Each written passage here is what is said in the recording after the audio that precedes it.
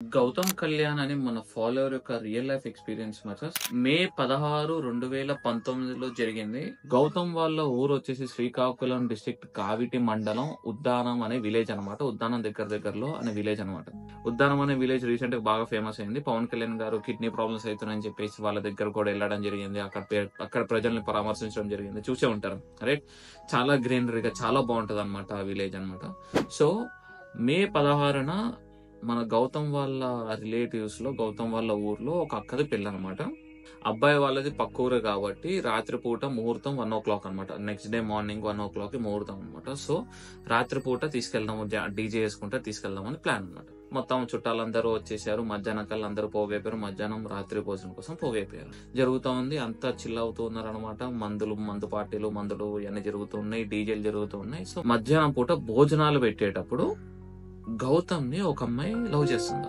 ఎప్పటి నుంచో లవ్ చేస్తుంది. కానీ గౌతమ్ బ్రో ఏంటంటే జాబ్ రిలేటెడ్ గా వేరే ఊర్లు తిరగటం వల్ల, వేరే చోట ఉండడం వల్ల గౌతమ్ ని కలవటం కానీ మాట్లాడడం కానీ కుదరలేదు.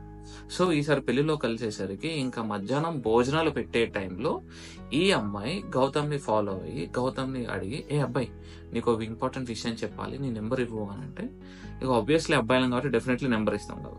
సో ఆ అమ్మాయి నెంబర్ తీసుకుని, నీకు రాత్రి 11 o'clock ఆ టైంలో ఫోన్ చేస్తా అని అమ్మాయి అన్నదంట.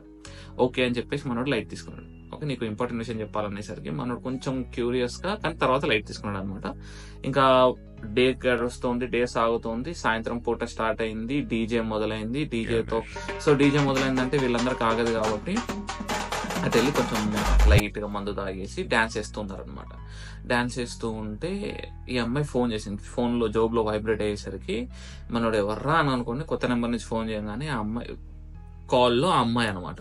ఓకే, ఓ ఈ అమ్మాయి ఫోన్ చేసిందా అని చెప్పేసి మెల్లగా డీజేలో సౌండ్ వినబడట్లేదు అని చెప్పేసి ఫ్రెండ్స్ నుంచి మెల్లగా తప్పించుకొని వెనకాలకు వచ్చాడు అనమాట.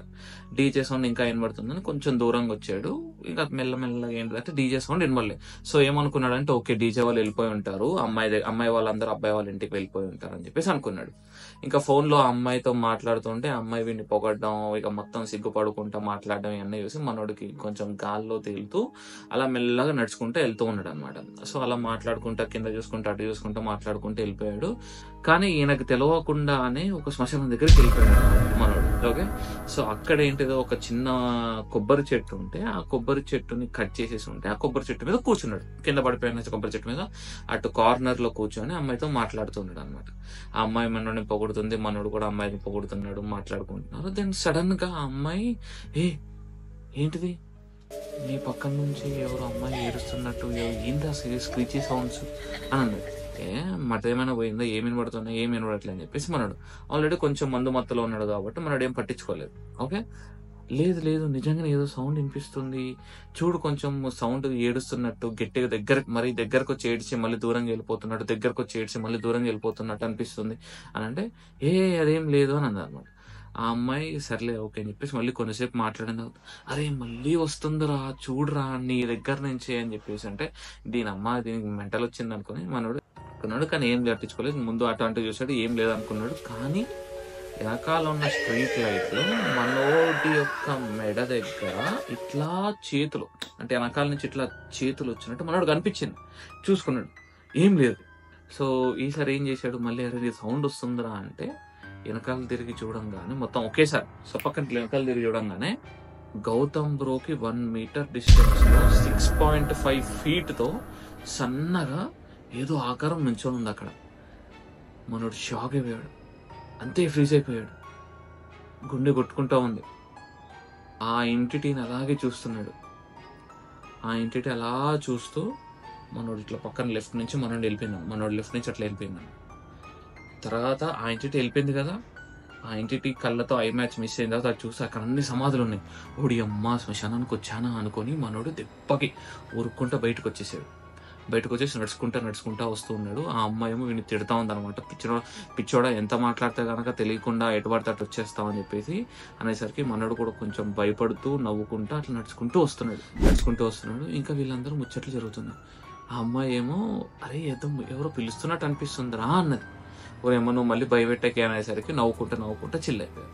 కానీ ఆ ఎక్స్పీరియన్స్ అయిన తర్వాత అలా నడుచుకుంటూ వస్తుంటే అక్కడ ఒక గోశాల ఉంటుంది అనమాట. ఒకప్పుడు ఆవులు ఉండేటివి, ఇప్పుడు ఏం లేవు అనమాట.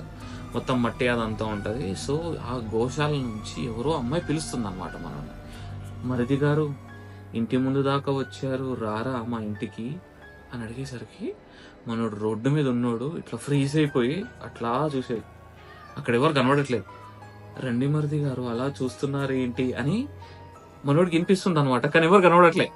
అరే ఫోన్లో ఏమో అరే నీకేమైనా వినిపిస్తుందా అంటే మిమ్మల్ని ఎవరో మరిది గారు మీ చుట్టాలు అనుకుంటా అంటే ఇక్కడ మా చుట్టాలు ఎవరు లేరే అని చెప్పేసి మనోడు అనుకున్నాడు అనమాట.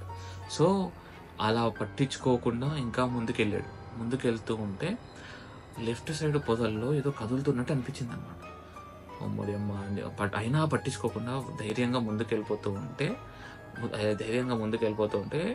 అదే పొదల నుంచి ఏమైందో తెలీదు వచ్చి ఎవరో అదే పొదల నుంచి ఎవరో మనోడి మీద మట్టి జల్లేసి వెళ్ళిపోయారనమాట. మట్టి జల్లేసారు, వెళ్ళిపోయారో లేదు మట్టి జల్లేశారనమాట. మనోడికి దెబ్బకి తాగిందంతా దిగిపోయింది. ఇంకా ఫాస్ట్ గా ఊరుకుంటా ఫోన్ లో అమ్మాయి ఉందనమాట. ఆ అమ్మాయి ఏడుస్తోంది, ఫోన్ లో భయం అవుతుంది, నాకు భయం అవుతుంది అని చెప్పేసి ఊరుకుంటూ వచ్చేసి ఊరు మధ్యలోకి వచ్చేసాడు. ఊరు మధ్యలో ఏంటంటే మొత్తం పెళ్లి లైట్లు తప్ప ఎవ్వరు లేరు, ఒక్క పర్సన్ కూడా లేడనమాట. అదే టైంలో మనోడికి కాల్ వచ్చింది. ఎవరు? వాళ్ళ ఫ్రెండ్ అనమాట, సంతోష్ అని, బెస్ట్ ఫ్రెండ్ అనమాట. కాల్ వచ్చింది. కాల్ అనగా అరే నేను మళ్ళీ చేస్తాను, మా ఫ్రెండ్ ఫోన్ చేస్తున్నాడు అనగానే ఫోన్ ఎత్తితే అరే ఎక్కడ ఉన్నారు అంటే ఇక్కడ ఊరు మధ్యలో ఉన్నా అంటే వాడు వచ్చాడు అనమాట. ఏరా ఏమైందిరా బండి మీద వస్తా అన్నావు, అసలు పెళ్లికి వస్తా అంటే ఎంజాయ్ చేద్దాం అనుకున్నావు, మధ్యాహ్నం రావాల్సిన ఎప్పుడా వచ్చేది అంటే ఏం చెప్పాలి మామ, పెద్ద కథరా అది. అదంతా మా మామయ్య మా చిన్నాన్న బండి తీసుకెళ్ళిపోయాడు అండ్ మా అమ్మ ఏదో మాట అన్నది, ఇక మా అమ్మతో గొడవపడి వచ్చేసినారా కోపంగా అని అంటే అదే సరే మరి నాకు ఫోన్ చేస్తుంటే నేను వచ్చేటోని కదా, పిక్ చేసుకునేటోనిగా అంటే ఏమో రా గొడవ అయిపోయింది అట్లా వచ్చేసినా అని అన్నాడు అనమాట. అయిపోయింది. సో వాళ్ళ ఊరు నుంచి వీళ్ళ ఊరికి 5 కిలోమీటర్ల డిస్టెన్స్ ఉంటుంది అనమాట. సో అది అప్పుడు వాళ్ళ ఫ్రెండ్ ఓకే అంటుండు ఏమని, అదే దారిలో వచ్చేటప్పుడు నాకు ఒక క్రేజీ ఎక్స్పీరియన్స్ జరిగింది మా అమ్మ అని అన్నాడు అనమాట.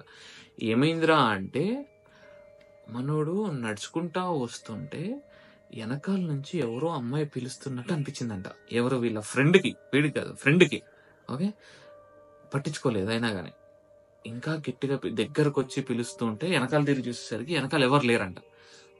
భ్రమ ఉంటుంది అని చెప్పేసి పట్టించుకోకుండా ముందుకు నడుస్తా ఉంటే ఫుల్ హ్యాండ్స్ వేసుకుని ఉన్నప్పుడు ఇక్కడ ఈ కప్స్ ఉంటాయి కదా, ఈ కప్స్ ని ఎవరో పట్టుకుని వెనకాల గుంజుతున్నట్టు, చేతిని ఇట్లా వెనకాలకి ఎవరో గుంజుతున్నట్టు అనిపించిందంట. అమ్మ ఏమైతుందిరా బాబు ఎవరు ఉన్నారనుకొని మనోడు ఫాస్ట్ ఉరుక్కుంటూ ముందుకు వచ్చాడు అన్నమాట. ముందుకు వస్తూ ఉంటే ముందుకు నడుచుకుంటా వస్తున్నాడు. ఇంకా ఫాస్ట్ కొంచెంసేపు ఆయాసం అవుతుంది, కొంచెం అట్లా ఆగి ఇంకా నడుస్తూ ఉంటే మనోడు టీషర్ట్ కొంచెం సేపు మనోడు టీషర్ట్ వేసుకొని ఉన్నాడు. మనోడు టీషర్ట్ వేసుకొని ఉండగా ఎవరో నడుచుకుంటా వచ్చి మనోడి మీద కూడా మట్టి జల్లేసి వెళ్ళిపోయారంట. ఓకే అరే ఏం జరిగిందిరా నాకు మనోడు ఏం చెప్పలేదన్నమాట. ఎవరు ఏంద్రా ఇట్లా అయిందని చెప్పేసి వీళ్ళిద్దరు షాక్ అయిపోయి వీడి విషయం ఏం చెప్పలేదు మనోడు. మన సంతోష్ బ్రోకి మన గౌతమ్ సంతోష్కి ఏం విషయం చెప్పలేదు అనమాట. అయితే సరేరా ఇంటికి పద అని చెప్పేసి గౌతమ్ బ్రో వాళ్ళ ఇంటికి వెళ్ళి ఫ్రెష్ అయిపోయారు అనమాట. ఫ్రెష్ అయిపోయి చిల్ అయిపోయారు. దెన్ నెక్స్ట్ పడుకున్నారు అనమాట. Then next day morning Gautam బ్రోకి జరిగిన ఇన్సిడెంట్ మొత్తం సందీప్కి చెప్తే సందీప్ షాక్ అయిపోయాడు అనమాట. ఇద్దరికి ఫ్యూజులు అయిపోయినాయి, ప్యాంట్ తడిసిపోయింది అనమాట. వీళ్ళిద్దరికి ఇలా ఫేస్ చేసేసరికి వాళ్ళ ఫ్రెండ్ సునీల్ బ్రో అరే ఒకసారి జాతకం చూపించుకుందాం పదా అని చెప్పేసరికి అక్కడికి దగ్గరలో ఒరిస్సా అనమాట. సో అనంతపురం దగ్గరలో ఒరిస్సా కాబట్టి ఆ ఒరిస్సాలో ఉన్న ఒక పూజారి చూపిస్తే మీ ఇద్దరి జాతక చక్రాలు చాలా స్ట్రాంగ్, అదేదో ఏంటి మిమ్మల్ని భయపెట్టడం తప్ప ఇంకేమీ చేయలేదు అని చెప్పారంట. ఎందుకైనా మంచిదని 2 తాయెత్తులు ఇచ్చారు, 2 తాయెత్తులు కట్టుకున్నారనమాట. అప్పటి నుంచి మన గౌతమ్ బ్రోకి ఏ ఇష్యూ జరగలే, కానీ సునీల్ బ్రోకి చాలా ఇన్సిడెంట్స్ జరిగినాయంట. వాళ్ళ ఊరిలో ఒక అమ్మాయి సూసైడ్ చేసుకొని చనిపోయిందంట. ఆ అమ్మాయి సునీల్ బ్రోని అప్పుడప్పుడు పిలుస్తున్నట్టు, అప్పుడప్పుడు కనిపిస్తున్నట్టు సునీల్ బ్రో చెప్తూ ఉండేవాడంట. సో ఆ తర్వాత ఏం జరిగింది అనేది మనకేం తెలియదు అనమాట. So what do you think మచెస్? ఇలాంటి ఒక స్ట్రేంజ్ ఎక్స్పీరియన్సెస్ నేను ఫస్ట్ టైం వింటున్నాను. అండ్ ఒకవేళ మీరేమనుకుంటున్నారు, వై డూ యూ థింక్ అలా వీళ్ళ మీద మట్టేయడం కానీ, అలా భయపెట్టడం కానీ, ఆ ఎంటిటీ ఏంటి అని please mention on the comment section వచ్చేసి. That's it for today guys. Thank you all. Tata bye bye. See you.